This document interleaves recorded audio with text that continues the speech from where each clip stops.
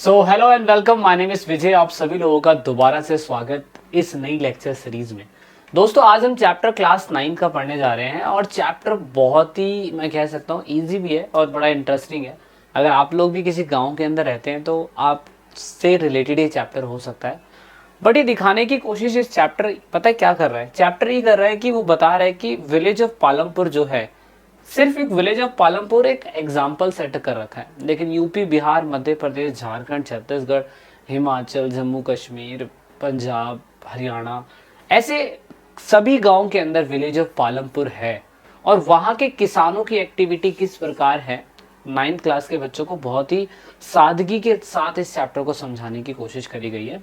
और ये बताने की कोशिश करी गई कि पालमपुर जो गांव है उसमें किस तरीके से लोगों के चेंजेस आए, किस तरीके से समाज में परिवर्तन हुआ, किस तरीके से एग्रीकल्चर एक्टिविटी होती है, गांव के कैसे लोग होते हैं, गांव में एग्रीकल्चर एक्टिविटी के अलावा लोग क्या करते हैं, जब काम नहीं होता है तो लोग क्या करते हैं, ये सारा कुछ इस चैप्टर में बताया हुआ है। So before starting this chapter, I hope आप सभी लोगों ने हमारा ऐप जरूर डाउनलोड करा होगा। फ्री ऑफ कॉस्ट है, ऐप को डाउनलोड करिए। वीडियो के डिस्क्रिप्शन में हमने लिंक दिया हुआ है, वहाँ पे आपको सारी इन्फॉर्मेशन मिल जाती है। अब यहाँ पे हम बात क्या करने वाले हैं? हम बात करने वाले हैं कि जो भी पालमपुर गांव के अंदर जो भी लोग रहते हैं, वो सभी के सभी लोग एक ऐसे जगह पे सिचुएटेड है जहां से कुछ किलोमीटर की दूरी पर, दोस्तों, रायगंज पड़ता है 3 किलोमीटर की दूरी पे। दूसरा एक स्मॉलेस्ट टाउन पड़ता है शाहपुर, वो भी उससे कुछ किलोमीटर की दूरी पे सिचुएटेड है। अब ऐसी कंडीशन में ये गांव एक ऐसी जगह पे सिचुएटेड है जो थोड़ा दूर जाओगे तो शहर से भी कनेक्ट हो रहा है, और थोड़ा सा दूर जाओगे तो एक ऐसी बस्ती या ऐसे गांव से भी कनेक्ट हो रहा है जो सेमी अर्बन है, जहां पर इकोनॉमिक एक्टिविटी होती रहती है। पर जो विलेज ऑफ पालमपुर गांव है वो आपको ये दर्शाने की कोशिश करता है कि वहां पे किस टाइप के लोग रहते हैं और किस टाइप की एक्टिविटी करते हैं। तो यहाँ पर क्या बताया हुआ है? The village described in this chapter is somewhat big in size. It well connected by the all-weather road from the nearest town. इस चैप्टर आपको समझाता है कि गांव का आकार किस प्रकार है, कितना बड़ा है। वहां पे सारे रोड ऐसी ऐसी जगहों से कनेक्ट हो रखे हैं जो शहरों से कनेक्ट हो रखे हैं, और इससे काफी अच्छा फायदा भी होता है इन लोगों को। और साथ में इस चैप्टर के अंदर प्राइमरी हेल्थ सेंटर, स्कूल, सिंचाई की व्यवस्था, इलेक्ट्रिसिटी सप्लाई वो इतनी अच्छी है कि यहाँ के लोग, किसान जो है, काफी अच्छे डेवलप है। और ये ऐसा हर जगह पे हमें देखने को मिलता है, ऐसा सिचुएटेड नहीं है कि सिर्फ वहीं पे होगा, लेकिन वहां पे है। The percentage of such village is minuscule in India. Most of the villages don't have popular connectivity with the nearest town. They may have not been hospitals, school, electricity supply can be quite erect in many villages. जबकि अगर आप लोग गांव जैसे, देहात जैसे इलाकों में रहते हो तो आप ये नोटिस करोगे कि आपके गांव के अंदर ना अच्छी तरीके से बिजली की सप्लाई भी नहीं है। प्राइमरी हेल्थ सेंटर तो छोड़ो, आपके स्कूलों के, आपके गांव के अंदर एक अच्छा छोटा सा प्राइमरी स्कूल भी नहीं है। बच्चों को पढ़ने के लिए पैदल पैदल दूर जाना पड़ता है। माँ बाप इतने पैसे वाले भी नहीं होते हैं कि बच्चे को साइकिल तक दिला सके। अगर बच्चे का इलाज कराना तो पास पास में कोई वैद्य, डॉक्टर या हकीम होगा तो उससे इलाज करवा लेते हैं। तो सर पे बुखार हो रहा तो ठंडा कपड़ा रख दिया, पानी रख देता है कि बुखार उतर जाए। तो ये एक खराब कंडीशन थी। लेकिन विलेज ऑफ पालमपुर की बात करी जाए तो गांव जो है वो काफी अच्छी तरीके से कनेक्टेड है, और इसी वजह से वहां पे काफी अच्छा डेवलपमेंट होता है। तो वहां के गांव के अंदर अलग अलग कास्ट और अलग कम्युनिटी के लोग रहते हैं।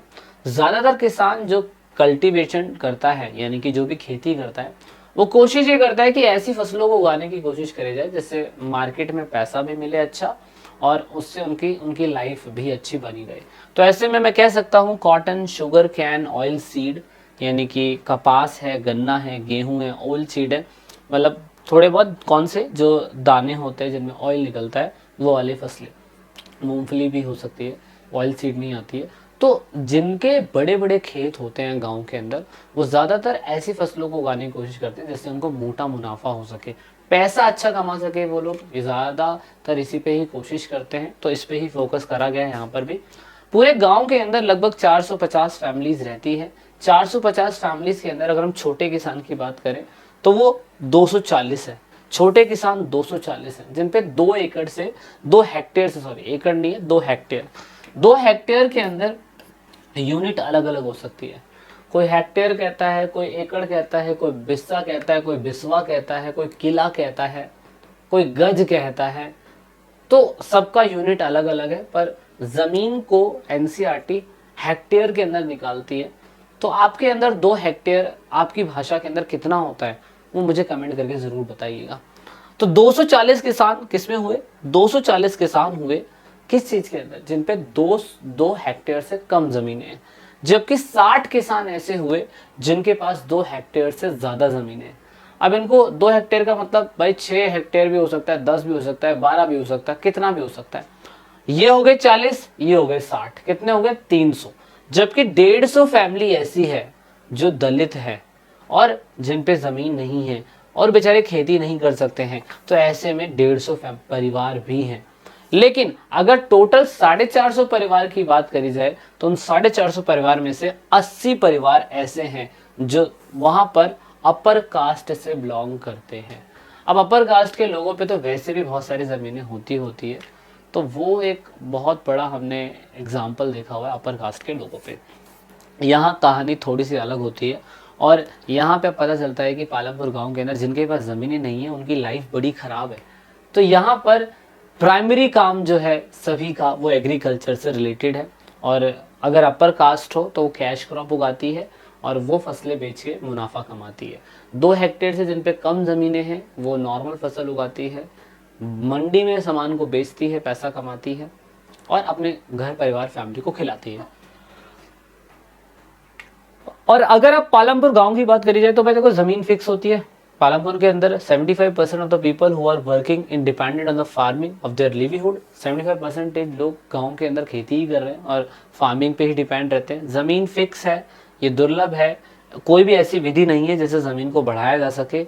लेकिन जनसंख्या बढ़ती जा रही है और जनसंख्या बढ़ती जा रही है तो पालमपुर गाँव के अंदर जितनी ज़मीन है उस पर प्रेशर बढ़ता जा रहा है, और जब प्रेशर बढ़ता जा रहा है there is exist no further scope for the increasing farm production by bringing new land under the cultivation. ऐसा कोई भी नया मेथड नहीं है कि जिससे सेम जमीन पर और ज्यादा प्रोडक्शन करी जा सके, और या तो जमीन एक्वायर कर लो और जगह जमीन एक्वायर कर लो तो वहां और ज्यादा प्रोडक्शन पैदा हो जाएगा। लेकिन अगर हम बात करें जहां पर 240 परिवार की बात हो रही थी, 240 परिवार के पास अभी 2 हेक्टेयर से कम जमीन है, लेकिन वही परिवारों की जनसंख्या तो बढ़ती चली जाएगी ना। तो जब जनसंख्या बढ़ती चली जाएगी तो ज़मीन कम होती चली जाएगी, तो उसी ज़मीन के ऊपर प्रेशर बढ़ता चला जाएगा। तो यहाँ आती है कंडीशन कि अगर सेम ज़मीन है और सेम ज़मीन से अगर हमें ज़्यादा प्रोडक्शन लेने की ज़रूरत है तो हमें क्या करने की ज़रूरत है। तो एनसीईआरटी बताती है is there any way no one can grow more from the same land. क्या ऐसा कोई तरीका हो सकता है कि पालमपुर गाँव के लोग क्या कहते हैं सेम फसल से गन्ना, बाजरा, शुगर कैन, पोटैटो या जो भी है ऑयल सीड उसको ज्यादा उगा सकते हैं? क्या ऐसा कोई तरीका है? तो ऑफ कोर्स एक तरीका है। तरीका क्या है दोस्तों? अगर यहाँ पर मॉडर्न फार्मिंग करी जाए, कौन सी? या तो मल्टीपल क्रॉपिंग करी जाए या मॉडर्न फार्मिंग करी जाए। मल्टीपल क्रॉपिंग होगी यानी कि एक ही जमीन पे अलग अलग फसलें उगाई जाएगी, तो हम ज्यादा प्रोडक्टिविटी ले सकते हैं, ज्यादा फसल उगा सकते हैं, ज्यादा मुनाफा कमा सकते हैं। और नहीं तो मॉडर्न फार्मिंग। मॉडर्न फार्मिंग के अंदर क्या क्या चीजें आती है? मॉडर्न फार्मिंग में चीजें आती है HYV seeds, high yielding variety seeds. अगर ये सीड्स होंगे तो फिर हम अच्छी खेती कर पाएंगे। अगर हम फर्टिलाइजर डालते हैं तो अच्छी खेती कर पाएंगे, पेस्टिसाइड्स डालते हैं तो अच्छी खेती कर पाएंगे, हमारे पास इरिगेशन के लिए ट्यूबवेल है तो हम अच्छी खेती कर पाएंगे, ज़्यादा खेती कर पाएंगे। अगर हमारे पास खेत जोतने के लिए बैलों के अलावा ट्रैक्टर है तो हम अच्छी खेती कर पाएंगे। तो ये सभी के पास नहीं है, इसलिए सारे लोग अच्छी खेती नहीं कर पाते हैं। अब मॉडर्न फार्मिंग के अलावा बहुत सारी फार्मिंग आ चुकी है।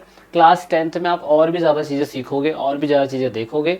लेकिन हाल फिलहाल पालमपुर गांव के अंदर लोग क्या कर रहे हैं? पालमपुर गांव के अंदर लोग सीजन वाइज फसलें उगाते हैं, रबी फसल और खरीफ फसल। इवन पालमपुर गांव में क्या क्या पूरे इंडिया के अंदर जितने भी गांव होते हैं उन सभी गांव के अंदर 2 ही मौसम की फसल उगाई जाती है। एक और मौसम की फसल है वो सिर्फ 2 महीने की रहती है दोस्तों, और उस फसल को हम कहते हैं ज़ैद फसलें। अब ज़ैद फसलों में कौन कौन सी फसलें उगाई जाती है मैं जानना चाहता हूँ अपने कमेंट के अंदर। आप बताइएगा कि कौन कौन सी फसल ज़ैद फसलें होती है। लेकिन राबी और खरीफ फसलें पालमपुर गांव के अंदर उगाई जाती थी।